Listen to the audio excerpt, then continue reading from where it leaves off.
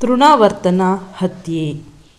ಒಂದು ದಿನ ಯಶೋದೆ ತನ್ನ ಮಡಿಲಲ್ಲಿ ಕುಳಿತ ಪುಟ್ಟ ಕೃಷ್ಣನ ಜೊತೆ ಆಟವಾಡುತ್ತಿದ್ದಳು. ಇದ್ದಕ್ಕಿದ್ದಂತೆ ಶ್ರೀಕೃಷ್ಣನು ಪರ್ವತದಂತೆ ಭಾರವಾದನು. ಯಶೋದೆಗೆ ಅವನ ಭಾರವನ್ನು ತಡೆದುಕೊಳ್ಳಲು ಸಾಧ್ಯವಾಗಲಿಲ್ಲ. ಆದ್ದರಿಂದ ಅವಳು ಅವನನ್ನು ನೆಲಕ್ಕೆ ಇಳಿಸಿದಳು. ನಂತರ ಅವಳು ಕೆಲವು ಮನೆಯ ಕೆಲಸಕ್ಕೆ ಹಾಜರಾಗಲು ಅವನನ್ನು ಆಟವಾಡಲು ಬಿಟ್ಟಳು. ಕಂಸನ ಸೇವಕನಾಗಿದ್ದ ತೃಣಾವರ್ತ ಎಂಬ ರಾಕ್ಷಸನು ಚಂಡಮಾರುತದ ರೂಪದಲ್ಲಿ ಗೋಕುಲಕ್ಕೆ ಬಂದನು. ಅವನು ತನ್ನೊಂದಿಗೆ ನೆಲದ ಮೇಲೆ ಕುಳಿತಿದ್ದ ಮಗುವನ್ನು ಹೊತ್ತು ಒಯ್ದನು. ಇಡೀ ಗೋಕುಲ ಕೆಲ ಕಾಲ ಧೂಳಿನಿಂದ ಆವೃತವಾಗಿದ್ದು ಕೆಲ ಕ್ಷಣ ಯಾರಿಗೂ ಏನೂ ಕಾಣಿಸಲಿಲ್ಲ.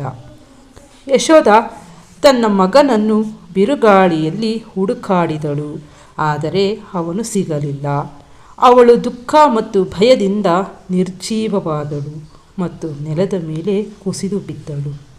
ಚಂಡಮಾರುತದ ಪ್ರಭಾವ ಕಡಿಮೆಯಾದಾಗ ಯಶೋದೆಯ ಕೂಗನ್ನು ಕೇಳಿ ಗೋಪಿಕೆಯರು ಧಾವಿಸಿದರು.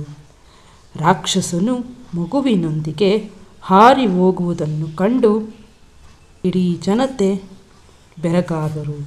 ಆದರೆ ಶ್ರೀಕೃಷ್ಣನು ಹೆಚ್ಚು ಭಾರವಾಗುತ್ತಿದ್ದರಿಂದ ಹೆಚ್ಚು ದೂರ ಹೋಗಲು ರಾಕ್ಷಸನಿಗೆ ಸಾಧ್ಯವಾಗಲಿಲ್ಲ ಮತ್ತು ಶೀಘ್ರದಲ್ಲೇ ರಾಕ್ಷಸನಿಗೆ ಅವನನ್ನು ಸಾಗಿಸಲು ತುಂಬ ಕಷ್ಟವಾಯಿತು.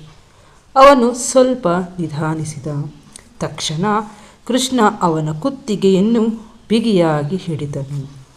ಆ ರಾಕ್ಷಸನಿಗೆ ಉಸಿರಾಡಲು ಸಾಧ್ಯವಾಗಲಿಲ್ಲ.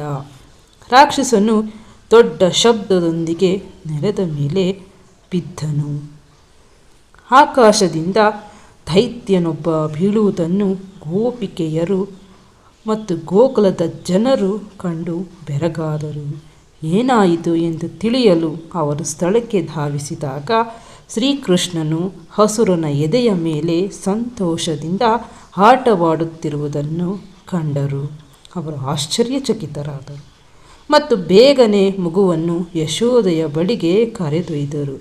ಯಶೋದ ಮತ್ತು ನಂದ ಅವರ ತಮ್ಮ ಒಳ್ಳೆಯ ಕಾರ್ಯಗಳ ಫಲವಾಗಿ ತಮ್ಮ ಮಗ ಗಾಯಗೊಳ್ಳದೆ ಹಿಂತಿರುಗಿದ್ದಾನೆ ಎಂದು ಭಾವಿಸಿದರು.